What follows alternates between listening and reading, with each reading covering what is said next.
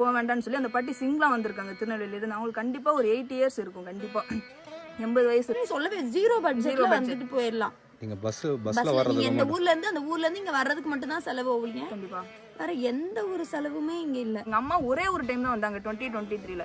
நாங்க ஏற்கனவே சொந்த வீட்டுல தான் இருக்கோம், வீடு கட்டுற பிளான் எதுவுமே எங்களுக்கு இல்ல.